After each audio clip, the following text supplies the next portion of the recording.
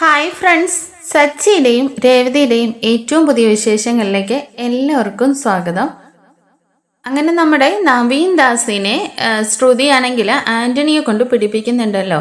അങ്ങനെ കുറേ ബുദ്ധിമുട്ടൊക്കെ അനുഭവിക്കുന്നുണ്ടെങ്കിലും പിന്നീട് ഒരു സാഹചര്യത്തിൽ ആന്റണിയും ശ്രുതിയും കൂടിയിട്ട് തമ്മിൽ തെറ്റുന്നുണ്ട് കേട്ടോ.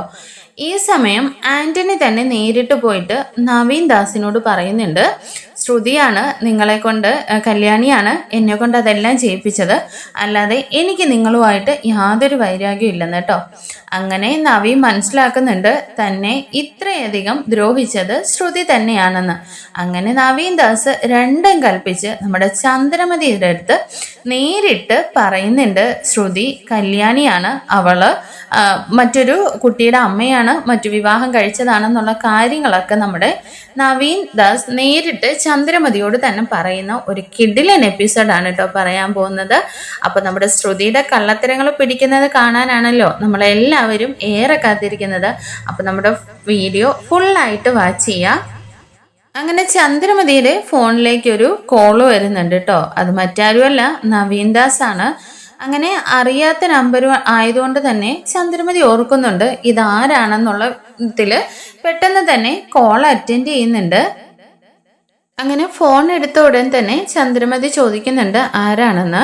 അതെ, ഞാൻ ഒരു വെൽവിഷറാണ് എന്ന് പറഞ്ഞിട്ട്, നിങ്ങളുടെ പേര് ചന്ദ്രമതി എന്നല്ലേ എന്ന് ചോദിക്കുന്നുണ്ട്. അതെ, ഞാൻ ചന്ദ്രമതിയാണ്. നിങ്ങൾ ആരാണ്, എന്തിനു വേണ്ടിയിട്ടാണ് എന്നെ വിളിക്കുന്നതെന്ന് ചോദിക്കുന്നുണ്ട്. അതെ, ഇങ്ങോട്ടേക്ക് കൂടുതൽ ചോദ്യങ്ങളൊന്നും വേണ്ട. എന്തായാലും നിങ്ങളുടെ നല്ല കാര്യത്തിന് വേണ്ടിയിട്ട് ഞാനൊരു കാര്യം പറയാൻ വേണ്ടി വിളിച്ചതാന്ന് പറയുന്നുണ്ടേ. ഈ സമയം ചന്ദ്രമതി ആണെങ്കിൽ ആകെ ഇങ്ങനെ ആരാന്നറിയാത്ത ഇതിൽ ഒരു ടെൻഷൻ അടിക്കുന്നുണ്ട്. അപ്പോൾ ചോദിക്കുന്നുണ്ട്, അതെ എനിക്ക് നിങ്ങളെക്കുറിച്ച് എല്ലാ കാര്യങ്ങളും അറിയാം, എന്നെ അറിയണമെന്ന് ഇല്ലല്ലോ. അപ്പോൾ നിങ്ങളുടെ വീട്ടില് 3 മരുമക്കളല്ലേ ഉള്ളതെന്ന് ചോദിക്കുന്നുണ്ട്. ചന്ദ്രമതി അതേന്ന് പറയുമ്പോൾ, എന്നാൽ ആ 3 മരുമക്കളിൽ ഒരാളുടെ പേര് കല്യാണി എന്നാണ്. അവള് മുമ്പൊരിക്കല് മറ്റൊരു വിവാഹം കഴിച്ചതുമാണ്, അവക്കൊരു കുട്ടിയുണ്ടെന്ന് പറയുന്നുണ്ട്. അപ്പോഴേക്ക് ചന്ദ്രമതി പറയുന്നുണ്ട്, അതെ നിങ്ങൾ ആരാ എന്താണെന്നൊന്നും എനിക്കറിയില്ല, എന്നാ നിങ്ങൾക്ക് നമ്പർ മാറിപ്പോയതായിരിക്കും. എന്തായാലും എൻ്റെ വീട്ടില് കല്യാണി എന്ന് പറഞ്ഞുള്ള ഒരു മരുമകളില്ലെന്ന് പറയുന്നുണ്ട്. നവീൻ വീണ്ടും പറയുന്നുണ്ട്, അതെ ഞാൻ പറയുന്നത് നിങ്ങൾ മുഴുവനായിട്ടൊന്ന് കേക്ക്.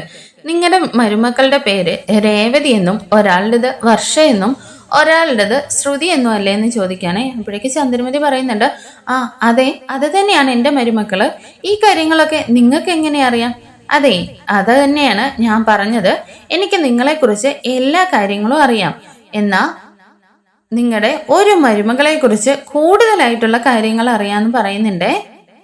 ഇത് കേട്ട് ചന്ദ്രമതി അങ്ങ് ചൂടാവുന്നുണ്ട് കേട്ടോ. ദേ, നിങ്ങൾ ആരാ എന്താണെന്നൊന്നും എനിക്കറിയണ്ട, വെറുതെ വിളിച്ചിട്ട് വീടുകളിൽ പ്രശ്നം ഉണ്ടാക്കാൻ വേണ്ടിയിട്ട് നിൽക്കരുതെന്ന് പറയുന്നുണ്ട്. എന്നാൽ നവീൻ ദാസ് പറയുന്നുണ്ട്, അതെ എന്തായാലും നിങ്ങളുടെ വീട്ടിൽ പ്രശ്നം ഉണ്ടാക്കിയിട്ട് എനിക്ക് ഒരു കാര്യമില്ല.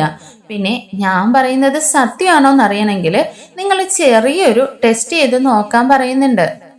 നിങ്ങളുടെ 3 മരുമക്കള് ഒരുമിച്ചിരിക്കുന്ന ഒരു സമയം നോക്കി നിങ്ങൾ അവിടെ പോയി കല്യാണി എന്നൊന്ന് വിളിച്ചു നോക്ക്. അതിലാരാണോ തിരിഞ്ഞു നോക്കുന്നത്, ആരെങ്കിലും തിരിഞ്ഞു നോക്കുന്നുണ്ടോ എങ്കിൽ ഞാൻ പറയുന്നതിനകത്ത് സത്യം ഉണ്ടെന്ന് നിങ്ങൾക്ക് മനസ്സിലാകുമല്ലോ. എന്തായാലും അതൊന്ന് ചെയ്തു നോക്ക്. അത് കഴിയുമ്പോഴേക്കും ഞാൻ നിങ്ങളെ വിളിച്ചോളാന്നും പറഞ്ഞിട്ട് ആ കോള് കട്ട് ചെയ്യുന്നുണ്ട് കേട്ടോ. നമ്മുടെ ചന്ദ്രമതിക്ക് ഇത് കേട്ടിട്ട് ആകെ അങ്ങ് ടെൻഷൻ ആവുന്നുണ്ട്. കുറച്ചു നേരം ആലോചിച്ചതിന് ശേഷം വീണ്ടും ആ നമ്പറിലേക്ക് വിളിക്കുന്നുണ്ടെങ്കിലും നമ്പർ സ്വിച്ച്ഡ് ഓഫ് ആണ്. അങ്ങനെ ചന്ദ്രമതിക്ക് ഇരുന്നിട്ട് ഒരു സമാധാനവും കിട്ടുന്നില്ല കേട്ടോ. ചന്ദ്രമതി ഇങ്ങനെ ചിന്തിക്കുന്നുണ്ട്, ഇനി ആ വർഷമായിരിക്കോ? ഒരിക്കലും ഇല്ല. അവളെ കുറിച്ച് നന്നായിട്ട് അറിയാലോ. പിന്നെ അവളിങ്ങനെ വായിൽ തോന്നുന്ന എന്തെങ്കിലുമൊക്കെ വിളിച്ചു പറയുന്നുള്ള അല്ലാതെ അവളങ്ങനെ കള്ളത്തരം കാണിക്കുമെന്ന് തോന്നുന്നില്ല. പിന്നെ ആ പൂ കെട്ടുന്നവളോ? അവള് ഈ പൂ കെട്ടുന്നവളോ ദരിദ്രവാസിയൊക്കെ ആണെങ്കിലും അവള് ഭയങ്കര സത്യസന്ധതയാണല്ലോ കാണിക്കുന്നത്. എന്തായാലും അവളായിരിക്കാനും ചാൻസ് ഇല്ല. അവളെ കുറിച്ച് രവിയേട്ടന് നന്നായിട്ട് അറിയാവുന്നതല്ലേ. പിന്നെ ഇപ്പോ ശ്രുതി ആയിരിക്കുവോ? എന്താ ഇനി ചെയ്യുന്നത്? ശ്രുതിയാണെങ്കിൽ നന്നായിട്ട് കള്ളത്തരങ്ങള് ഹിമാലയം പോലെ കെട്ടുന്നവളാണല്ലോ. പണ്ടൊരിക്കല് ബ്യൂട്ടി പാർലറിന്റെ പേര് മാറ്റിയത് പോലും ഞാൻ അറിഞ്ഞത് പിന്നീടാണല്ലോ. എന്തായാലും അവളായിരിക്കുമോ എന്നുള്ളൊരു ടെൻഷനില് ചന്ദ്രമതി ഇങ്ങനെ നിൽക്കുന്നുണ്ട് കേട്ടോ. അങ്ങനെ ചന്ദ്രമതി ആണെങ്കിൽ ഡെയിലി എന്നും ചെയ്യുന്ന കാര്യങ്ങളൊക്കെ ചെയ്യുന്നുണ്ടെങ്കിലും മനസ്സാകെ അസ്വസ്ഥതയിൽ നടക്കുകയാണ്. അങ്ങനെ നമ്മുടെ ചന്ദ്ര കാത്തിരുന്ന ആ സമയം എത്തിട്ടോ. ചന്ദ്രമതി നോക്കുമ്പോൾ നമ്മുടെ 3 വർഷയും രേവതിയും ശ്രുതിയും കൂടിയിട്ട് ഇങ്ങനെ ഓരോ വർത്തമാനങ്ങളൊക്കെ പറഞ്ഞ് ചിരിച്ച് കളിച്ചിരിക്കുകയാണല്ലോ. ഈ സമയം എന്തായാലും ഒന്ന് പരീക്ഷിച്ച് നോക്കാമെന്നും പറഞ്ഞ് ചന്ദ്രമതി ഉറക്കെ പോയിട്ട് കല്യാണി എന്നിങ്ങനെ വിളിക്കുന്നുണ്ട്. ഇത് കേട്ട ഉടനെ തന്നെ നമ്മുടെ ശ്രുതിയാണെങ്കിൽ പെട്ടെന്ന് ഇങ്ങനെ ഞെട്ടിത്തിരിഞ്ഞു നോക്കുന്നുണ്ട് കേട്ടോ. കാരണം സ്വന്തം പേരാണല്ലോ, ആരെ തന്നെ വിളിക്കുന്നതെന്ന് അറിയാൻ വേണ്ടിയിട്ട് അറിയാതെ ഇങ്ങനെ അങ്ങ് നോക്കി പോകുന്നുണ്ട്. പെട്ടെന്ന് ചന്ദ്രയാണെന്ന് കാണുന്നതും അത് അറിയാത്ത മട്ടിൽ മെയിൻറ്റെയിൻ ചെയ്തിട്ട് അങ്ങ് ഇരിക്കുകയാണ്. ഈ സമയം നമ്മുടെ രേവതിയും വർഷയും ഇതൊന്നും അറിയുന്നില്ല കേട്ടോ. അവരിങ്ങനെ സംസാരിച്ചുകൊണ്ടേ ഇരിക്കുകയാണ്. അങ്ങനെ ചന്ദ്രമതിയാണെങ്കിൽ വീണ്ടും ഒന്നുകൂടി കല്യാണി എന്ന് വിളിക്കുന്നുണ്ട്. അപ്പൊ രേവതി ചോദിക്കുന്നുണ്ട്, അല്ലമ്മേ ആരെയായി കല്യാണി? അമ്മ ആരെയായി വിളിക്കുന്നതെന്ന് ചോദിക്കുന്നുണ്ട്. അപ്പോഴേക്ക് വർഷയും ചോദിക്കുന്നുണ്ട്, ശരിയാണല്ലോ, ഇവിടെ നമ്മളല്ലാതെ മറ്റാരും ഇല്ലല്ലോ, ആന്റി പിന്നെ ആരെയായി കല്യാണി എന്ന് വിളിച്ചതെന്ന് ചോദിക്കുകയാണേ. അപ്പൊ ചന്ദ്രമതി പെട്ടെന്ന് തന്നെ പറയുന്നുണ്ട്, അത് പിന്നെ അതെ, ഞാനൊരു സീരിയൽ കണ്ടുകൊണ്ടിരിക്കുകയായിരുന്നു. ആ സീരിയലിനകത്തെ ഒരു പെണ്ണിന്റെ പേരാണ് കല്യാണി.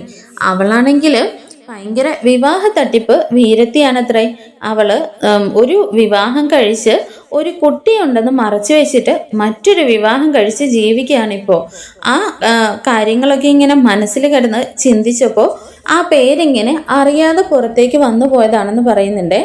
ഈ സമയം നമ്മുടെ ശ്രുതിക്ക് വല്ലാണ്ട് അങ്ങ് ടെൻഷൻ ആവുന്നുണ്ട് കേട്ടോ. മനസ്സിലൊരു ഭയമൊക്കെ വരുന്നുണ്ട്.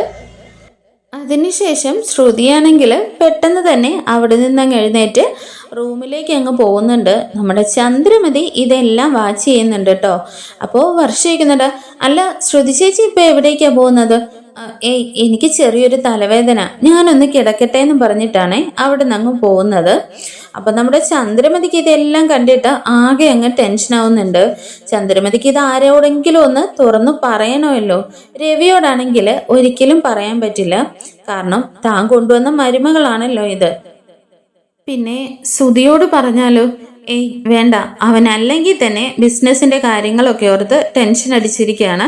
അവൻ ഇത് ഒരിക്കലും മനസ്സിൽ വെച്ച് കൊണ്ട് നടക്കാനോ സഹിക്കാനോ പറ്റില്ല എന്നും പറഞ്ഞിട്ട് ചന്ദ്രമതി അവസാനം ഒരേ ഒരാളെ ഉള്ളൂ ചന്ദ്രമതിക്ക് തുറന്നു പറയാന്, അത് ഭാമയാണല്ലോ. നേരെ ഭാമയുടെ അടുത്തേക്ക് അങ്ങ് ചെല്ലുന്നുണ്ട്. അങ്ങനെ ഭാമയുടെ അടുത്ത് ചെന്നിട്ട് ഈ കോള് വന്ന കാര്യവും സംഭവിച്ച കാര്യങ്ങളെല്ലാം കൃത്യമായിട്ട് പറഞ്ഞങ്ങ് കൊടുക്കുന്നുണ്ട്. ഈ സമയം ഭാമ പറയുന്നുണ്ട്, എന്തായാലും ചന്ദ്രേ, അയാള് ആരെങ്കിലും ഇങ്ങനെയൊക്കെ വിളിച്ച് പറ്റിക്കുന്ന ആളുകളൊക്കെ ഇപ്പോൾ ഒരുപാട് ആളുകളുണ്ട്.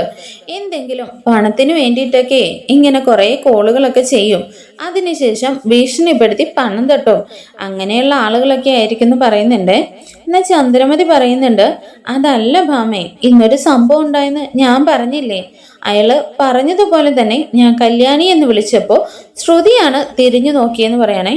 അപ്പൊ ഭാമ ചോദിക്കുന്നുണ്ട്, നീ എന്താ പറഞ്ഞത്? ശ്രുതിയോ? അതെ ഭാമേ, എന്തായാലും അവളാണ് തിരിഞ്ഞു നോക്കിയിരിക്കുന്നതെന്ന് പറയണേ.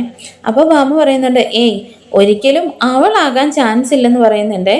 അപ്പോൾ ചന്ദ്രമതി പറയുന്നുണ്ട്, എന്തായാലും ഇത് അങ്ങനെ അങ്ങ് ആരെയും വിശ്വസിക്കാൻ പറ്റാത്ത കാലമാണല്ലോ.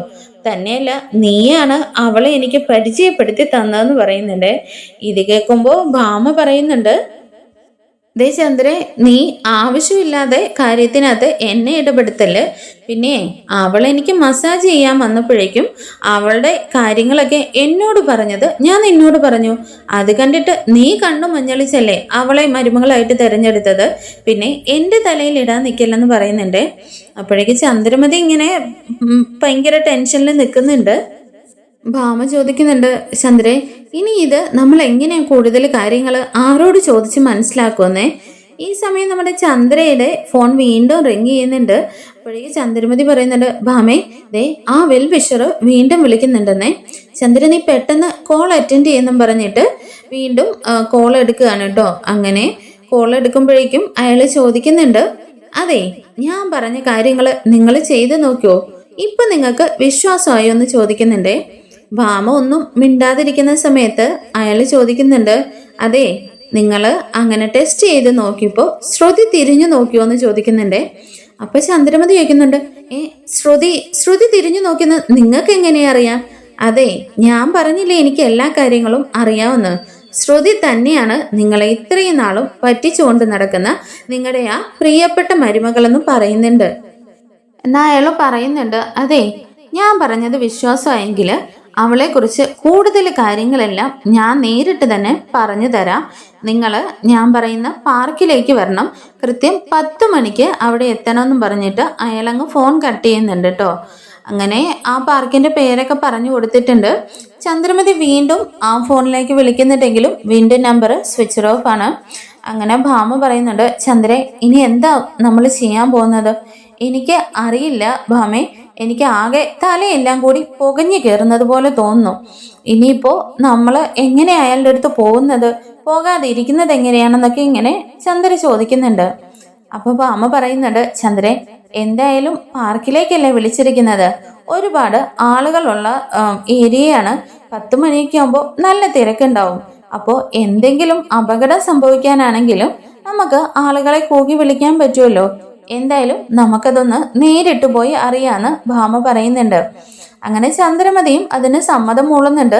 എന്നാൽ നാളെ രാവിലെയാണല്ലോ പറഞ്ഞിരിക്കുന്നത്. ചന്ദ്രമതിക്കാണെങ്കിൽ ഇരിക്കാനും നിൽക്കാനും ഒന്നും വയ്യാത്ത ഒരവസ്ഥയിൽ ഇങ്ങനെ ടെൻഷൻ അടിച്ച് നടക്കുന്നുണ്ട്. അങ്ങനെ പിറ്റേ ദിവസം രാവിലെ തന്നെ എല്ലാവരും പതിവ് പോലെ കാര്യങ്ങളൊക്കെ ചെയ്യുന്നുണ്ട്. അങ്ങനെ രേവതിയാണെങ്കിൽ ബ്രേക്ക്ഫാസ്റ്റ് ഉണ്ടാക്കിക്കൊണ്ടിരിക്കുകയാണല്ലോ. അപ്പോൾ എല്ലാവരും റെഡിയായി ഇറങ്ങി വരുന്നതേ ഉള്ളൂ കേട്ടോ. അപ്പോഴേക്കും ചന്ദ്രമതിയാണെങ്കിൽ തിരക്ക് പിടിച്ച് പുറത്തേക്ക് പോകാനായിട്ട് ഒരുങ്ങുന്നുണ്ട്. അപ്പോൾ രവി ചോദിക്കുന്നുണ്ട്, ചന്ദ്രേ നീ എങ്ങോട്ടേക്ക് രാവിലെ?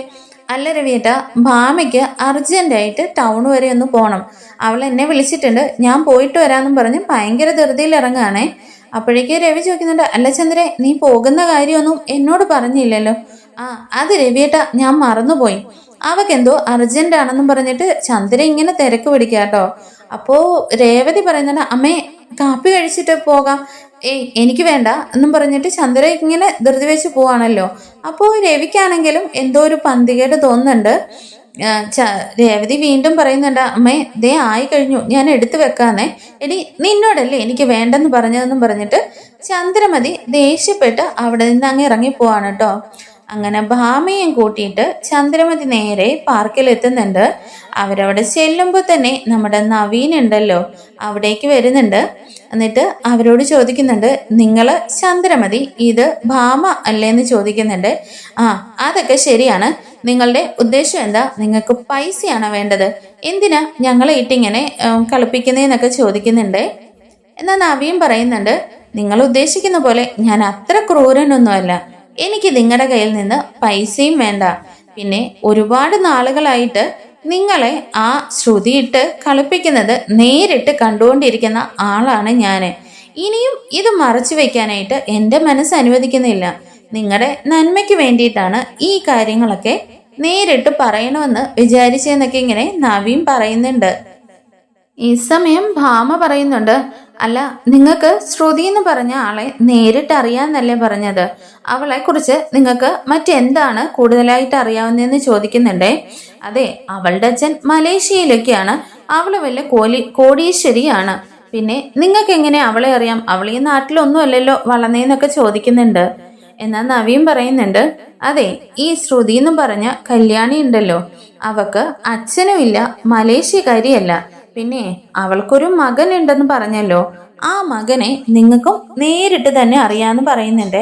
അപ്പോഴേക്ക് ചന്ദ്രമതി പെട്ടെന്ന് ചോദിക്കുന്നുണ്ട്, അവളുടെ മകനെ ഞങ്ങൾക്ക് എങ്ങനെ അറിയാവുന്നതെന്ന് ചോദിക്കുമ്പോൾ നവീൻ പറയുന്നുണ്ട്, അതെ നിങ്ങളുടെ വീട്ടില് ഇടയ്ക്കിടയ്ക്ക് ആ സച്ചിയും രേവതിയും കൂട്ടിക്കൊണ്ടുവരുന്ന ഒരു പയ്യനുണ്ടല്ലോ ആദി, അത് തന്നെയാണ് അവളുടെ മകൻ എന്ന് പറയുകയാണേ.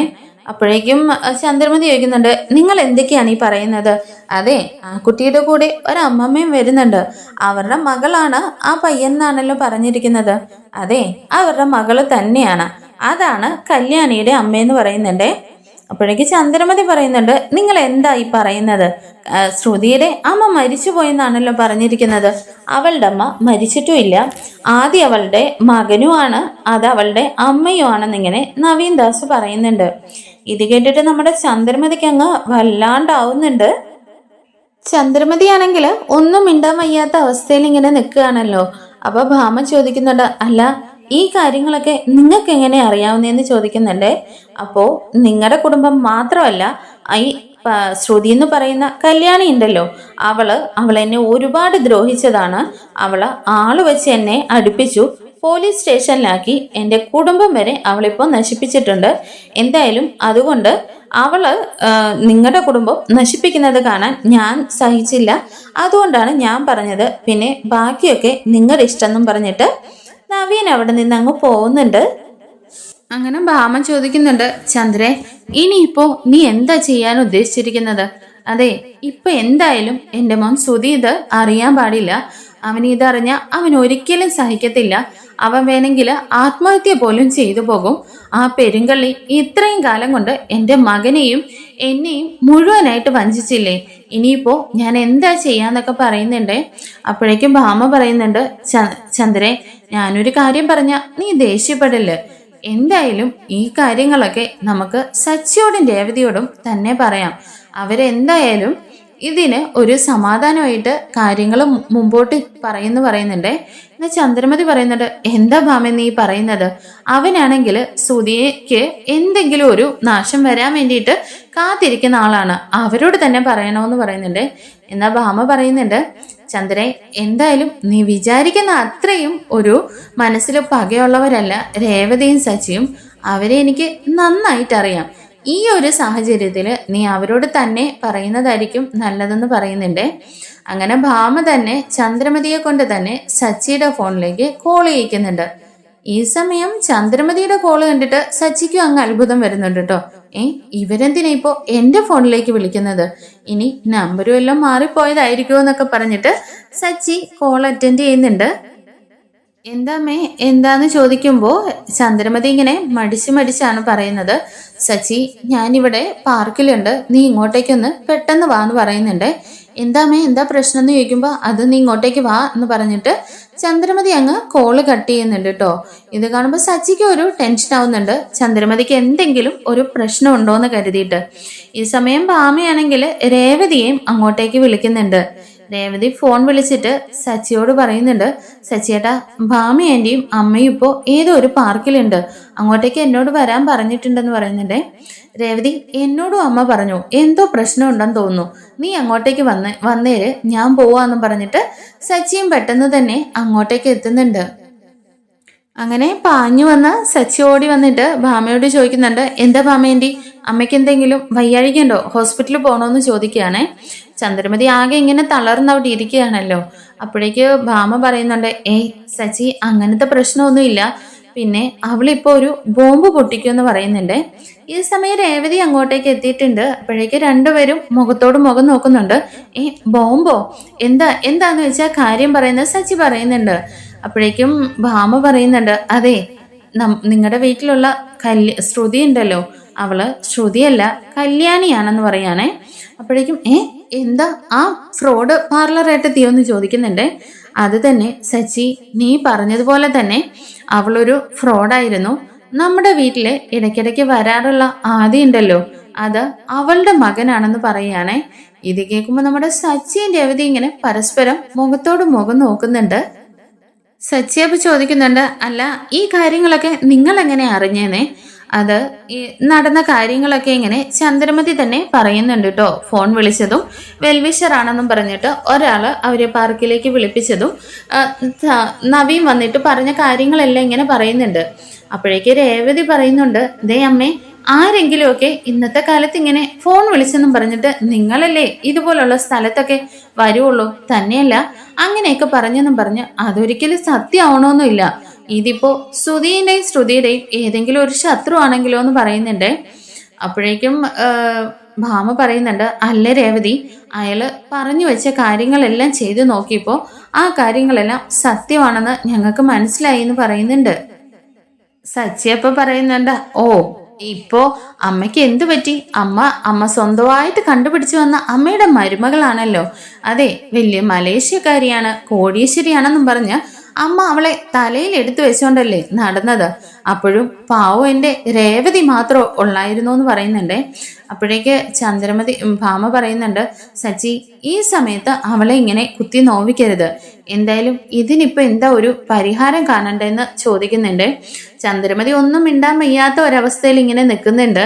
അപ്പോഴേക്ക് രേവതി പറയുന്നുണ്ട്, എന്തായാലും ഞങ്ങൾ ഒരുപാട് തവണ അവരുടെ വീട്ടിൽ ചെന്നിട്ട് ആ വിമലാമ്മയോട് നേരിട്ട് ചോദിച്ചതാണ്. നിങ്ങളുടെ മകളുടെ നമ്പർ ഇതാ, ഞങ്ങള് വിളിച്ചിട്ട് ആദ്യയുടെ കാര്യങ്ങള് സംസാരിക്കാന്നൊക്കെ. ആ സമയം അവര് ഒരുപാട് തവണ ഒഴിഞ്ഞു മാറിയപ്പോഴേ എനിക്ക് എന്തോ ഒരു പന്തികേട് തോന്നിയിരുന്നു. എന്തായാലും അവരോട് നേരിട്ട് ചെന്ന് ചോദിച്ചാൽ അവര് ഈ കാര്യമൊന്നും സമ്മതിക്കണമെന്നില്ലാന്ന് സച്ചി പറയുന്നുണ്ട് കേട്ടോ. അപ്പൊ രേവതിയും പറയുന്നുണ്ട്, അതെ സച്ചിയേട്ടാ, നമ്മൾ എത്ര തവണ ചോദിച്ചിട്ടുണ്ട്. അവര് ഒരിക്കലും അതുകൊണ്ടായിരിക്കണം നമ്മളെ പരമാവധി ആദിയിൽ നിന്ന് അവര് മറച്ചു വെക്കാനായിട്ട് ശ്രമിച്ചുകൊണ്ടിരിക്കുന്നത്. എന്തായാലും അത് പറയിപ്പിക്കാനായിട്ട് ഒരു വഴിയുണ്ടെന്ന് സച്ചി പറയാണേ. അപ്പോഴേക്കും ചന്ദ്രമതി ഇരിക്കുന്നുണ്ട്, എന്താ അത് വഴിയെന്ന് ചോദിക്കാനേ. അമ്മ ഒന്ന് സമാധാനമായിട്ടിരിക്ക്. ഏതായാലും ഇത്രയും നാള് പാർലറേട്ടത്തിയെ തലയിൽ കൊണ്ട് നടന്നതല്ലേ, ഇനിയിപ്പോ കുറച്ചു നാളും കൂടി അങ്ങനെ അങ്ങ് പോട്ടെ. ഞാൻ തന്നെ ഇത് സത്യം തെളിയിപ്പിച്ചോളാന്നും പറഞ്ഞിട്ടാണ് കേട്ടോ സച്ചി പോകുന്നത്. എന്നാൽ നമ്മുടെ ചന്ദ്രമതിക്കാണെങ്കിൽ ഒരു സമാധാനവും ഇല്ലാതെ ഇരിക്കുകയാണ്. അപ്പോൾ എങ്ങനെയാണ് നമ്മുടെ സച്ചി ഈ സത്യങ്ങൾ തെളിയിക്കാൻ പോകുന്നതെന്ന് നമുക്ക് കാത്തിരുന്ന് കാണാം. Thank you for watching.